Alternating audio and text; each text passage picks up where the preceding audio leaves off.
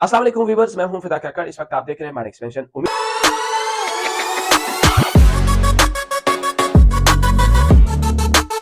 उम्मीद यही की जा रही है और मुझे उम्मीद यही है कि आपने हमारे चैनल को अभी तक सब्सक्राइब किया होगा। अगर आप हमारे चैनल को देख रहे हो और आपने अभी तक सब्सक्राइब नहीं किया तो प्लीज हमारे चैनल को सब्सक्राइब करें और प्रेस द बेल आइकन, ताकि जो टॉपिक मैं अपलोड करता हूं, जो वीडियोस मैं अपलोड करता हूं, वो उसी वक्त और इजीली आपको नोटिफाई कर सके। आज का टॉपिक बेसिकली इंपॉर्टेंट टॉपिक है और अभी गवर्नमेंट की तरफ से एक कमेटी बनाई गई है और इस कमेटी को ये काम सौंपा गया है कि आपने एक शक्ल में, यानी रिफॉर्म्स के शक्ल में एक चेंजिंग लेके आनी है। किस चीज में, वो बहुत इंपॉर्टेंट है। बेसिकली ये चेंजेस या रिफॉर्म्स सीएसएस एग्जामिनेशन के हवाले से हो जाएंगे। अभी तक ये रिफॉर्म्स फाइनलाइज नहीं हुए हैं, लेकिन एक प्रपोजल बनाई गई है और वो कमेटी फिर इसको डिसाइड करेगी। अगर हम फॉर द लास्ट 5 डिकेड्स हम कुछ दिहाई पीछे चले जाएं तो ये एग्जाम एक मखसूस शक्ल, मखसूस क्राइटेरिया के तहत मुनक्किद किया जा रहा था और अभी तक ये उसी तरह, उसी शक्ल में हो रहा है। लेकिन ये रिफॉर्म्स क्यों जरूरी हैं, उस पर हम बात करेंगे।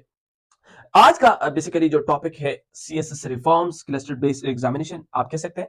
इसके कंटेंट में हम बात करेंगे कि एग्जाम किस तरह होगा, लैंग्वेज क्या होगी, कौन कंडक्ट कर रहा है, कौन कौन से ग्रुप में है इस एग्जामिनेशन में, और इस रिफॉर्म्स के या इन रिफॉर्म्स के क्या क्या बेनिफिट्स होंगे, इस पे हम बात करेंगे। तो सबसे पहले ये जो सीएसएस एग्जामिनेशन होता है पाकिस्तान में, जब से पाकिस्तान बना है तो ये जो एग्जाम होके आ रहा है, ये एक इदारा मुनक्किद करती है इस एग्जाम को, जिसको हम शॉर्टकटली कहते हैं FPSC, federal public service commission. ये एक इदारा है जो इस एग्जाम को कंडक्ट करती आ रही है। लेकिन अगर हम, यानी इस ये जो अभी एक कमेटी बनी है और इन रिफॉर्म से पहले अगर हम चले जाएं तो सीएसएस का जो एग्जामिनेशन है उसमें ये हुआ करता था कि आपने 12 सब्जेक्ट्स पढ़ने थे और 12 में से 6 जो थे वो ऑप्शनल थे। आपने, यानी बहुत सारे सब्जेक्ट्स थे, उनमें आपने ऑप्ट करने थे, ऑप्शनल सब्जेक्ट ले लेने थे आपकी मर्जी के मुताबिक, और 6 जो सब्जेक्ट्स थे वो बेसिकली कंपलसरी थे। अब इन 6 का भी 600 मार्क्स थे और इनका भी, और ये जो 600 मार्क्स जो कंबाइन होते थे ये बेसिकली 1200 मार्क्स और प्लस 300 मार्क्स किसके थे, वावा के, यानी इंटरव्यू के। टोटल इसके 1500 मार्क्स बनते थे। अब इन 1500 मार्क्स में जो हाई रैंकिंग पे होता था वो क्या करता था, ये बहुत इंपॉर्टेंट है। यहां पर जो सीएसएस के ग्रुप्स हैं, चूंकि ये हम मार्क्स के, यानी पिछले जो एग्जामिनेशन हुआ करता था उसके बारे से बात कर रहे हैं। सीएसएस में जो टॉप रैंकिंग ग्रुप्स है, यानी ऑक्यूपेशंस है कि आप पास होकर के, इंटरव्यू पास करके, क्या नाम है, आपने वहां पर ये ट्रेनिंग भी ले ली, उसके बाद आपने किस ग्रुप को ज्वाइन करना है वो आपके मार्क्स पे बेस करता था। आपके जो हाई स्कोरर जो होता था उसको अच्छा सा ऑक्यूपेशन मिल जाता था। देखो, हमने कैटेगरी यहां पर बनाई है, 12 कैटेगरीज है टोटल, यानी उसकी रैंकिंग भी है। पाकिस्तान एडमिनिस्ट्रेटिव सर्विस ये टॉप पे है, दूसरे नंबर पर है पुलिस सर्विस पाकिस्तान, ये दूसरे नंबर पर है। तीसरे नंबर पर है फॉरेन सर्विस पाकिस्तान, चौथे नंबर पर है कॉमर्स ट्रेड एंड ग्रुप, पांचवें नंबर पर है पाकिस्तान कस्टम सर्विस, छठे नंबर पर है इनलैंड एंड रेवेन्यू सर्विस, सातवें नंबर पर है इंफॉर्मेशन ग्रुप, आठवें नंबर पर है military land and containment group, ये था 9 पोजीशन पे था of manager, and so on 12 position तक। ये हमने रफली लिखा है, यानी मिक्स लिखे हैं। तो इनकी ऑक्यूपेशंस यानी एक रैंक के हवाले से यहाँ पर एग्जिस्ट करते हैं। तो जो लोग हाई मार्क्स लेते थे उनको अच्छा सा ग्रुप और अच्छा सा ऑक्यूपेशन मिल जाता था। अब जो रिफॉर्म्स वो लेके आ रहे हैं वो बेसिकली दो चीजों पे वो रिफॉर्म्स लेके आ रहे हैं। एक है कि ये जो एग्जाम है वो क्लस्टर बेस्ड होगा, पीछे जो, यानी जो प्रीवियस एग्जाम हुआ करते थे उस तरह नहीं होगा। एक दूसरी बात यह है कि एग्जामिनेशन में जो लैंग्वेज थी वो कुछ सब्जेक्ट्स में बिल्कुल इंग्लिश ही थी, वहां पर कोई दूसरा ऑप्शन नहीं हुआ करता था। अगर हम पिछले जो एग्जाम था उसमें हम बात करें कि उसमें 600 मार्क्स जो थे वो कंपलसरी सब्जेक्ट्स के थे, 100 मार्क्स। लेकिन अभी जो कंपलसरी सब्जेक्ट की तजवीज दी गई है वो बेसिकली क्या तजवीज दी गई कि इंग्लिश प्रेसे एंड कंपोजिशन के 50 मार्क्स होंगे, इंग्लिश एसे के 100 मार्क्स होंगे, इस्लामियात यानी इस्लाम या कंपेरेटिव जो मेजर रिलीजन है उनके 50 मार्क्स होंगे, और उसके साथ साथ पब्लिक एडमिनिस्ट्रेटिव एंड गवर्नेंस आप कह सकते हैं कि उसके भी 100 मार्क्स है। इससे पहले यहाँ पर क्या नाम है, पाकिस्तान अफेयर्स पाकिस्तान, उसके भी 100 मार्क्स थे, और क्या नाम है, जनरल साइंस एंड एबिलिटी के भी 100 मार्क्स हुआ करते थे। लेकिन ये जो तजवीज है वो बेसिकली यहाँ पर बहुत मुख्तसर हो गई है। 4 सब्जेक्ट्स हो गए, 4 या कह सकते हैं 5, इसमें एक इंग्लिश प्रेस से एंड कंपोजिशन एक कंबाइन ही है। तो ये 4 सब्जेक्ट के 50-50, 100-100, यानी 200 और 3 मार्क्स यहाँ से किए जाएंगे। तो रिफॉर्म्स में बेसिकली एक तो ये एग्जामिनेशन किस तरह होगा, और दूसरी बात कि लैंग्वेज में उन्होंने क्या किया कि अगर पहले इंग्लिश था प्लस अब उर्दू भी होगी।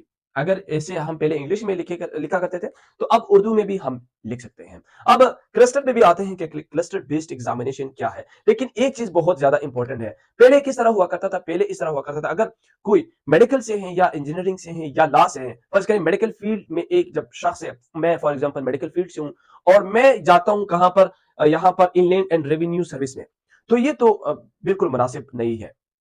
तो ये बिल्कुल मुनासिब इसलिए नहीं है क्योंकि मेरी एक्सपर्टीज मेडिकल फील्ड में है और मुझे हेल्थ को सर्व करना चाहिए। मुझे इनलैंड एंड रेवेन्यू में क्या करना चाहिए? मैं कुछ कर ही नहीं सकता हूं। अगर आप मुझे एग्जामिनेशन एक साल के एफर्ट्स पर मुझे मेरे मेजरमेंट करते हो, मेरे इवैल्यूएशन करते हो, तो मेरे ख्याल में गलत है। अगर मेरी एक्सपर्टीज इस चीज में है या मैं इस चीज में ज्यादा एक्सपर्ट हूं कि मैं हेल्थ या मेडिकल फील्ड को सर्व कर सकूं, तो मुझे वहां पर जाना चाहिए, मुझे एक एज अ डॉक्टर वहां पर सर्व करना चाहिए। लेकिन न कि आप आ जाएं और लैंड एंड रेवेन्यू में सर्व करें। अगर कोई क्या नाम है इंटरनेशनल रिलेशन पढ़ता है और उसने अपनी डिग्री इंटरनेशनल रिलेशन में उसने गुजारी है या ले ली है, लेकिन आकर के वो इन लैंड एंड रेवेन्यू में सर्व करता है, तो बेसिकली जो इंसान की एक्सपर्टीज है और इंसान के जो स्किल है वो यहाँ पर इसके साथ मैच नहीं करता। इसलिए हम इस आज तक ये जो हम अपने यानी जो एक्सपर्ट लोग होते हैं, जो ब्यूरोक्रेसी में होते हैं या आपके एम्बेसी में होते हैं, वो इसीलिए कि जो लोग यहाँ पर एक साल के बेस पर आते हैं एग्जामिनेशन के बाद, उनकी एक्सपर्टीज यहाँ पर मैच नहीं करते हैं, इसलिए काम भी नहीं हो जा रहा और आपकी आप ग्रोइंग देख के इंप्रूवमेंट देख के वो बहुत कम आ रहे हैं। इसलिए उन्होंने क्राइटेरिया रखा है कि अगर किसी ने फॉर एग्जाम्पल अगर किसी ने कॉमर्स, एमबीए, बीबीए या इकोनॉमिक्स किया है, तो उसको या उनको इनलैंड एंड रेवेन्यू में सर्व करना चाहिए। Okay, that's fine. कि यहाँ पर अगर मैं मेरी एक्सपर्टीज यहाँ पर इनलैंड रेवेन्यू यानी कॉमर्स, रेवेन्यू, एक्सपेंसेस इनके हवाले से है, तो मुझे यहाँ पर सर्व करना चाहिए, ना कि मुझे यहाँ पर एम्बेसी में जाना चाहिए। मुझे पाकिस्तान एडमिन में नहीं चाहिए, मुझे एसी या डीसी में नहीं जाना चाहिए, क्योंकि मेरी expertise in land and revenue में है। मैं ये जानता हूँ कि रेवेन्यूज किस तरह जनरेट होते हैं, आपके एक्सपेंसेस, आपकी बजट वगैरह, यानी यहाँ पर मेरी एक्सपर्टीज ज्यादा है, तो मुझे यहाँ पर होना चाहिए। इसलिए वो कहते हैं कि क्लस्टर बेस्ड एग्जामिनेशन हो। और ये जो ग्रुप्स यहाँ पर उन्होंने बनाए हैं, फॉर एग्जाम्पल क्लस्टर वन में क्या है? क्लस्टर वन में उन्होंने लिखा है कि अगर आपने पाकिस्तान एडमिन सर्विस यानी पाकिस्तान एडमिनिस्ट्रेटिव सर्विस में आपने जाना है, पीएस जिसको शॉर्टली कहते हैं, फिर आपने कौन कौन से सब्जेक्ट पढ़ने हैं? इकोनॉमिक्स भी पढ़ना है, पॉलिटिकल साइंस भी पढ़ना है, लॉ भी पढ़ना है। अगर आपने इसके साथ साथ पुलिस सर्विस पाकिस्तान को भी यानी ऑप्शन में रखा है कि इन दोनों में मुझे जाना चाहिए, तो इनमें दो सब्जेक्ट ओवरलैपिंग है, पॉलिटिकल साइंस यहाँ पर भी है, यहाँ पर भी है, ठीक है, लॉ यहाँ पर भी है, यहाँ पर भी है, ओके। यहाँ पर क्रिमिनोलॉजी है, यहाँ पर क्रिमिनोलॉजी नहीं है, तो यहाँ पर आपने क्रिमिनोलॉजी जरूर उठाना है, क्योंकि ये जो दो सब्जेक्ट से ओवरलैप हो रहे हैं और एक जो सब्जेक्ट है यहाँ पर आपने न्यू ऐड करना है। उसके साथ साथ फॉरेन सर्विसेज पाकिस्तान में फिर क्या करना है? इंटरनेशनल रिलेशन आपने जरूर ले लेना है, इंटरनेशनल लॉ है और इकोनॉमिक्स है। अगर इकोनॉमिक्स यहां पर ओवरलैप कर रहा है तो ओके, दैट्स फाइन। यहां पर लेकिन दो सब्जेक्ट्स न्यू ऐड हो रहे हैं, तो आपने ये दो न्यू सब्जेक्ट यहां पर, अगर आप इस कैटेगरी में जाना चाहते हैं, क्योंकि आपने फिर ये दो सब्जेक्ट जरूर पढ़ने हैं। अगर आपने आपका प्रीवियस जो बैकग्राउंड है वो इस चीज से रिलेटेड नहीं है, लेकिन आपने फिर यहीं पे पढ़ने हैं, ताकि कुछ एक्सपर्टीज आप में आ जाए और आप फिर इस क्या नाम है इस फील्ड को ज्वाइन कर सके। ऑफिस मैनेजमेंट ग्रुप में पॉलिटिकल साइंस और इकोनॉमिक्स आपने उठाने हैं। इसी तरह क्लस्टर टू में है आईआरएस, पीसीएस और सी एंड टी। यहाँ पर देखो, यहाँ पर आईआरएस भी है और इसके साथ साथ पीसीएस है, और पीसीएस को भी अगर आपने ले लेना है, देखो यहाँ पर लिखा है, और सी एंड टी अगर आपने लेना है तो फिर आपने कुछ ऐसे सब्जेक्ट उठाने हैं जो यहाँ पर उन्होंने लिखे हैं। किस तरह कि आपने इकोनॉमिक्स लेना है, बिजनेस में एडमिनिस्ट्रेशन लेना है, कॉर्पोरेट लॉ लेना है। अगर पास में जाना है PASS में यानी Pakistan audit and accounting service में, तो आपने अकाउंटिंग जरूर पढ़नी है, अकाउंटिंग वन, अकाउंटिंग, चूंकि ये 200 मार्क्स का है। बिजनेस एडमिनिस्ट्रेशन भी जरूर पढ़नी। इसी तरह ये जो क्लस्टर थ्री है, इसमें पोस्टल एंड रेलवे में अगर आपने जाना है तो बिजनेस एडमिनिस्ट्रेशन पढ़ना है। ML एंड CG, ये जो ML है और CG, ये यहाँ पर ये ग्रुप है, military land and cantonment group जो है, यहाँ पर अगर आपने कहा तो आपने town planning and urban development को पढ़ना है, यानी ये सब्जेक्ट आपने लेनी है। तो ये जो चूंकि रिफॉर्म्स लेके आ रहे हैं, मुझे लगता है कि ये रिफॉर्म्स इंपॉर्टेंट भी है, क्योंकि आपके एक्सपर्टीज को मैच करना चाहिए आपके जो एग्जिस्टिंग फील्ड है या जिस ऑक्यूपेशन में जाना चाह रहे हैं। देखो यहाँ पर इसके बेनिफिट्स में कंटेंट में हमने लिखा है कि इसके बेनिफिट्स क्या क्या हो सकते हैं। अगर हम कुछ मैं यहाँ पर कुछ थ्योरीज की जिक्र करूं, यहाँ पर देखो एक थ्योरी है एक्सपर्टीज थ्योरी। एक्सपर्टीज थ्योरी में क्या है कि अगर आपके एक्सपर्टीज फर्स्ट करें, मैंने एग्जांपल पहले भी दे दिया है कि मेरे एक्सपर्टीज कॉमर्स एंड ट्रेड में है, तो मुझे यहां पर इनलैंड एंड रेवेन्यू में आ जाना चाहिए। मेरे एक्सपर्टीज मेरे फील्ड के साथ मैच हो। आप इन थ्योरीज को बिल्कुल तफसीली पढ़ सकते हो कि ये थ्योरीज क्यों दिए गए हैं। अगर हम 1960s में एक और थ्योरी की बात करें, पर्सन फिट जॉब थ्योरी है। पर्सन फिट जॉब यानी अगर एक शख्स जॉब कर रहा है तो उसको फिट होना चाहिए, किसमें?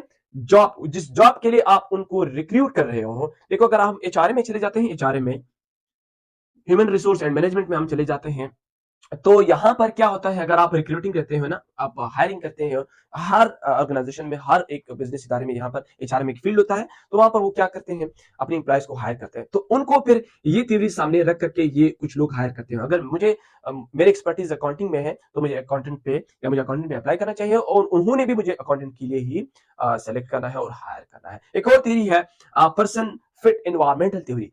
पर्सन को इन्वायरमेंट में फिट होकर के अपने स्किल्स का यूटिलाइजेशन करना चाहिए। ये 1960s में कुछ थ्योरीज दी गई है। ये एक मखसूस शख्स ने नहीं, बल्कि मजमूई तौर पर बहुत सारे लोगों ने इस पे काम किया है। पर्सन फिट जॉब थ्योरी और पर्सन फिट एनवायरमेंटल थ्योरी, और इसके साथ साथ अगर आप एक्सपर्टीज थ्योरी देख ले, तो फिर ये जो रिफॉर्म्स ये लेके आ रहे हैं, बहुत बहुत सारे लोग रेजिस्ट भी करेंगे कि नहीं, ये जो रिफॉर्म्स ये गलत होने जा रहा है, क्योंकि शायद वो रिसेंटली इसी कश्मकश में हो कि हम वो सब्जेक्ट फिर छोड़ दे ना छोड़ दे। हमने जो सब्जेक्ट उठाए हैं, ये तो चेंजिंग हो के आ रही है। अगर हम न्यू जनरेशन की बात करें, न्यू जो आने वाले लोगों की बात करें, तो इनके लिए ये बहुत ज्यादा मुफीद और फायदेमंद है, और सोसाइटीज में डेवलपमेंट के लिए भी बहुत ज्यादा फायदेमंद है। उम्मीद यही है कि इंफॉर्मेशन और ये जो रिफॉर्म्स वगैरह सीएसएस के हवाले से हैं, ये आपको इंफॉर्मेशन पसंद आई होगी। अगर आपका कोई भी क्वेश्चन हो, तो आप कमेंट सेक्शन में क्वेश्चन आस्क कर सकते हैं। Thank you so much. Allah Hafiz.